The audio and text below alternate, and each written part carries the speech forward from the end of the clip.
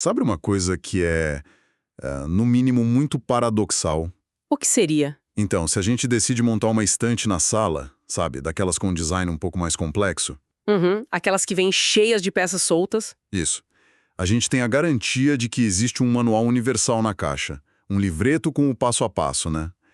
E o mesmo vale para as grandes instituições humanas. Como assim? Tipo, se a gente mergulha no cristianismo ou no Islã, por exemplo, existe um livro central bem definido, sabe? Uma âncora que todo mundo reconhece. Ah, sim, o texto definitivo. Exato. Mas aí você começa a explorar o universo do budismo. Uma tradição milenar que, poxa, moldou bilhões de vidas, ergueu impérios, definiu culturas inteiras. E o instinto natural é procurar esse mesmo manual unificado de instruções. E a grande surpresa é que ele simplesmente não existe, né? Ele não tá lá. É um choque de realidade bem grande para a nossa mentalidade ocidental. A gente é muito focada nessa ideia de um texto definitivo. Com certeza. Nós fomos meio que condicionados a acreditar que uma tradição só consegue se manter em pé se todo mundo estiver lendo, sabe, exatamente as mesmas páginas, seguindo o mesmo código de barras literário. E é justamente esse choque de realidade que a gente vai destrinchar hoje nessa nossa investigação. Eu fiquei muito animado lendo o material. Eu também. É fascinante. Nós passamos um bom tempo mergulhados no material, que é riquíssimo. Notas de cursos sobre religiões mundiais e análises de estudiosos de peso. Pessoal como Tani Serubico, Biko Bodhi e o Wilfred Cantwell Smith. E o que salta aos olhos nessas fontes não é só a ausência de um livro de regras único. É a genialidade de como essa arquitetura toda opera no lugar dele. Exatamente. A nossa missão aqui hoje é entender como uma tradição tão colossal prospera sem essa âncora textual. E mais do que isso, como a ideia fundamental deles de tomar refúgio muda a forma como a gente enxerga o aprendizado e a própria vida. Só fazendo um parêntese rápido que eu acho essencial para quem está nos ouvindo. Manda bala. O nosso tom aqui hoje é totalmente analítico, tá? A intenção não é adotar ou endossar dogmas de forma alguma.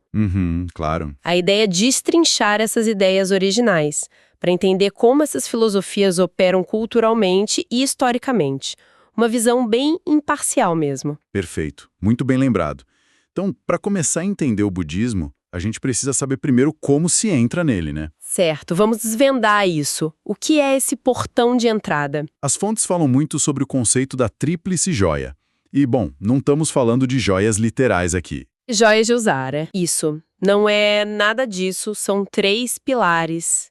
O Buda, o Dharma e a Sangha. O Buda seria o professor iluminado, certo? Exato. O Dharma é a verdade ou o método que ele ensinou. E a Sangha é a comunidade de discípulos que sustenta essa prática toda. Entendi. E aí o Bhikkhu Bodhi traz uma analogia que eu achei fantástica. Uma analogia arquitetônica. Ah, do edifício, né? Essa mesma. Ele diz que os ensinamentos do Buda são como um edifício monumental e super completo. Tem uma fundação forte, andares, escadarias complexas, o telhado. Mas não adianta o prédio ter 100 andares e um telhado lindo se você não tiver a chave da porta da frente, concorda? Com certeza. E qual é a porta da frente? Lendo essa parte dos textos, a imagem que me veio na cabeça foi bem mais moderna, na verdade. Mais digital, sabe? Como assim, digital? Tipo quando a gente baixa um aplicativo incrivelmente complexo no celular. Aqueles softwares de produtividade com 1000 integrações e painéis de controle, sabe? Ah, sei. Que você olha e não sabe nem por onde começar. Isso. Os andares e as escadas que o Bhikkhu Bodhi menciona seriam as funcionalidades desse aplicativo. Mas o ato de tomar refúgio na Tríplice Joia é o momento exato em que você cria a sua conta. Sabe, aceita os termos e faz o seu login. Nossa, essa analogia do login é muito boa, porque ilustra perfeitamente uma transição de estado. Não é só ficar olhando a vitrine da loja de aplicativos, né? Exato. É a ação de entrar no ecossistema de vez. As fontes até descrevem uma profissão de fé tradicional, um cântico bem antigo. Aquele que a pessoa declara formalmente o refúgio, né? A pessoa diz Buddhan Saranam Gacchami, que significa algo como vou ao Buda para refúgio, e aí repete o mesmo pro Dharma e pra Sangha. É aí que eu travo um pouco. Confesso que eu dei uma travada nessa parte. Por quê? Porque repetir uma frase, por mais bonita que ela seja, parece uma coisa muito mecânica, sabe? Entendo. Como é que cantar 3 linhas ali vai ditar todo o desenvolvimento futuro num caminho filosófico que é tão profundo? Parece banal perto de conceitos gigantes como a meditação e a iluminação. É muito natural pensar assim no começo. Mas os textos, eles alertam exatamente contra a gente subestimar esse passo. Não é só um enfeite, então. De jeito nenhum. Não tem nada de mágico, na verdade. É algo bem psicológico. Pense na mecânica da coisa. Ao declarar que está tomando refúgio, a pessoa está admitindo, antes de tudo, que se sente vulnerável ou confusa. Ah, faz sentido. A pessoa precisa de um abrigo, né? Exato. E, num segundo momento, ela está calibrando a própria bússola cognitiva. As fontes dizem que esse passo dá a direção e o impulso inicial. Seria como configurar o algoritmo do aplicativo logo no primeiro acesso. Perfeito. Ao fazer esse login encantado, a pessoa configura como o cérebro vai filtrar as informações e os desafios dali para frente. O refúgio transforma o que seria só um estudo casual em uma prática real de transformação. Certo, então eu reconheço a minha vulnerabilidade, eu calibro a bússola, faço esse meu login cantando o refúgio e pronto, entro no grande edifício budista. E aí, o que você faz lá dentro? Esse é o ponto. O meu primeiro instinto logado lá dentro é caçar a barra de pesquisa ou o manual do usuário para entender as regras, né? Mas como a gente falou no começo, não tem esse manual único. Não tem. E é aqui que a coisa fica realmente interessante. Porque isso me gera um nó na cabeça. Como não virou bagunça, né? Exatamente! Se não existe uma escritura budista compartilhada por todos eles, como é que o budismo não virou um caos absoluto, um telefone sem fio gigante onde cada grupo inventa o que quer? É uma charada histórica incrível. O que é fascinante aqui é que existem cânones, sim, mas eles não são universais. Só para esclarecer, um cânone seria uma coleção de textos sagrados, certo? Isso, uma coleção oficial. Mas a geografia e a história acabaram separando tudo. Então você tem, por exemplo, o cânone Pali, que é tipo a espinha dorsal da tradição Theravada. Que é aquela praticada no Sri Lanka, Tailândia e tal. Exatamente. E aí, do outro lado do mapa, você tem o cânone chinês ou o tibetano, das tradições Mahayana e Vajrayana.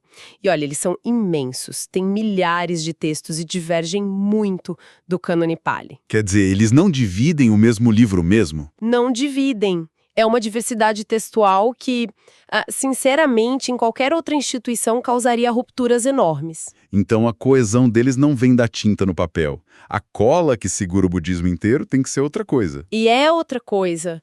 O estudioso Thanissaro Bhikkhu explica isso de um jeito que muda a nossa perspectiva. Ele diz que o refúgio não é só ler um texto ou fazer uma declaração verbal. Tá, e é o que então? É uma qualidade de vida. É algo concebido como uma qualidade que você desenvolve dentro do ser humano. Nossa, tem uma citação do Wilfred Cantwell Smith que conecta com isso, né? Eu até anotei aqui. Ele fala que as escrituras devem ser vistas como qualidades do viver pessoal. Exato. É o ponto central dele. O texto por si só é inerte. Ele só ganha valor quando é internalizado e transformado em ação diária. Ah, entendi. Então a tinta no papel é só um mapa. Isso, é só um guia. Então, não importa muito se um monge no Japão lê um conjunto de regras e um monge no Sri Lanka lê outro totalmente diferente. Porque a unidade deles não está nas palavras em si. Exatamente. A unidade está no estado de clareza, na compaixão e no refúgio interno que os dois alcançam depois de ler. É por isso que a diversidade não destrói a prática. É como se, imagina duas academias de ginástica diferentes. Elas têm equipamentos de marcas diferentes, o piso é diferente, as aulas têm nomes diferentes. Certo. Mas se você treinar direito em qualquer uma das duas, o resultado biológico no músculo é o mesmo, sabe? A hipertrofia acontece independente da máquina que você usou. Adorei, o músculo espiritual é o mesmo. Não importa qual foi o cânone usado no treino. Só que aí a gente cai num problema, né? Porque como é que a gente estuda algo tão fluido assim? Metodologicamente é um baita desafio. É uma qualidade pessoal invisível. As fontes dizem que a gente precisa de 2 conjuntos de ferramentas para essa jornada. E eu queria que você falasse mais sobre isso. Claro, o primeiro conjunto de ferramentas vem do estudo acadêmico das religiões, sabe? Aquela coisa mais secular. A ciência da coisa. Isso. Ajuda a gente a ver onde as escrituras se encaixam na história, na política da época e permite comparar com outras crenças. É bem analítico. Tá, e o segundo conjunto? O segundo vem da própria herança budista, que é a lente que ensina a ver esses textos como o Dharma, como algo raro, precioso, conectado a uma verdade eterna, e que funciona como refúgio. E aqui entra o meu questionamento. Porque, então, o que tudo isso significa na prática? Essas duas abordagens não entram em conflito direto? Por que você acha que entrariam? Porque, pensa bem, como é que a gente pode olhar para um texto com a frieza acadêmica, tipo, analisando quem escreveu, as falhas humanas, o contexto político, e ao mesmo tempo usar a lente religiosa de que é um texto sagrado e eterno? Elas parecem bater de frente. E elas batem de frente mesmo, é uma tensão real. Mas, se conectarmos isso ao panorama geral que o autor propõe, a gente vê a sacada genial dessa dualidade. Qual seria a sacada? Segundo a fonte, as perspectivas acadêmicas e budistas foram feitas para se aprimorarem mutuamente. Elas não servem para se anular. Mas como elas se aprimoram se elas discordam sobre a natureza do texto? Imagina a estrutura de uma ponte pêncil. Sabe aquelas pontes suspensas gigantes? Sei, claro. Elas só ficam de pé por causa da tensão de cabos puxando para lados opostos. Se você tirar a tensão de um lado, a ponte desaba. É a mesma coisa aqui. Ah, interessante. Se você usar só o lado acadêmico, o estudo fica árido. Fica só um registro histórico vazio que não explica o impacto emocional da religião. E se usar só o lado da tradição? Aí você pode cair no dogmatismo cego e perder a riqueza de ver como as ideias evoluem junto com a humanidade. Entendi. É como ter uma visão tridimensional. A gente usa as duas lentes ao mesmo tempo e ganha uma compreensão completa do impacto que esses textos tiveram nas pessoas reais. Exatamente. E usar essa visão dupla permite que a gente perceba um fenômeno lindíssimo que as fontes trazem: o transbordamento cultural. O transbordamento cultural? Quando a gente enxerga o texto não só como regra fechada, mas como uma herança humana, a gente nota que essas ideias sagradas muitas vezes transcendem a própria religião que as criou. Elas vazam e se infiltram na cultura global. Nossa, isso me lembra daquele detalhe sensacional das fontes. A minha parte favorita, na verdade. Aquela citação clássica. Essa mesmo. Tem uma frase no texto que, com certeza, todo mundo que está ouvindo já leu em algum lugar. A jornada de 1000 milhas começa com um único passo. Todo mundo conhece essa. Sim, e cá entre nós, hoje em dia, soa até meio clichê de para-choque de caminhão, né? Ou aquelas postagens super motivacionais de rede social com a foto de uma montanha. Virou frase de coach, praticamente. Total. E a gente ouve isso achando que é um ditado popular genérico, mas as notas do curso revelam a origem. E qual é a surpresa aqui para quem está estudando budismo? A surpresa é que essa frase vem do Tao Te Ching, que é uma escritura escrita por Lao Tzu, ou seja, da religião taoísta. Não tem nada a ver com o budismo original. Olha só como a cultura se mistura. O autor das fontes traz isso para mostrar um ponto muito forte. É uma evidência bem sutil de como as escrituras podem entrar na nossa herança humana comum, sabe? Sim, elas rompem as barreiras da instituição. Exato.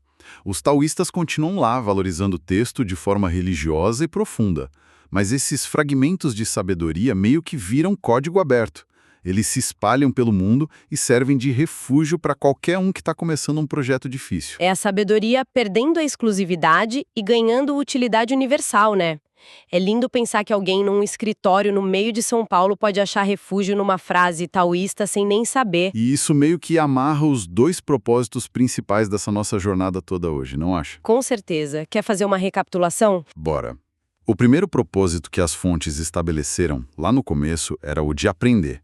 Aprender sobre os textos, sobre como o budismo funciona como uma religião global, sem aquele manual unificado, tudo isso. Foi o que a gente dissecou até aqui. Mas tem um segundo propósito, que eu acho que é o mais convidativo de todos. O estudo dessas religiões abre a possibilidade da gente aprender algo sobre nós mesmos. É como se fosse um espelho, né? A gente olha para o outro para enxergar as nossas próprias engrenagens. Perfeito. A gente explora as tradições dos outros e acaba questionando onde a gente mesmo busca amparo emocional no dia a dia. E partindo justamente dessa premissa do Wilfred Cantwell Smith e do Tani Sarobiko, de que esses textos são, na verdade, qualidades de vida, eu queria deixar um questionamento bem profundo para quem está nos ouvindo hoje. Vamos lá. Qual é a reflexão final? Pensem comigo. Se tomar refúgio significa desenvolver uma qualidade mental que é baseada numa escritura sagrada, quais são os textos seculares que a gente usa hoje para isso? Como assim textos seculares? Os nossos abrigos invisíveis. Quais são os livros, os poemas ou até mesmo aquelas falas marcantes de filmes na nossa cultura moderna que a gente transformou no nosso próprio refúgio? Caramba, é verdade. A gente não precisa estar num templo para buscar refúgio numa história, né? Não precisa. A pergunta é quais são as histórias que a gente internalizou muitas vezes sem nem perceber e que estão ali, silenciosamente, ditando as nossas atitudes. Aquelas frases que nos servem de abrigo nas tempestades do dia a dia. É uma reflexão e tanto para se levar para o travesseiro. No fim, a humanidade é especialista em construir essas portas de entrada e criar logins nas ideias que nos dão algum conforto ou direção. É o nosso refúgio particular. Bom, a gente espera que quem nos acompanhou nesse mergulho consiga desfrutar das surpresas e dos prazeres que o conhecimento traz e, claro, que continue questionando o mundo ao redor com essa visão mais ampla e curiosa. Foi muito bom destrinchar tudo isso. Foi excelente. Um abraço enorme para todo mundo e até a nossa próxima análise profunda.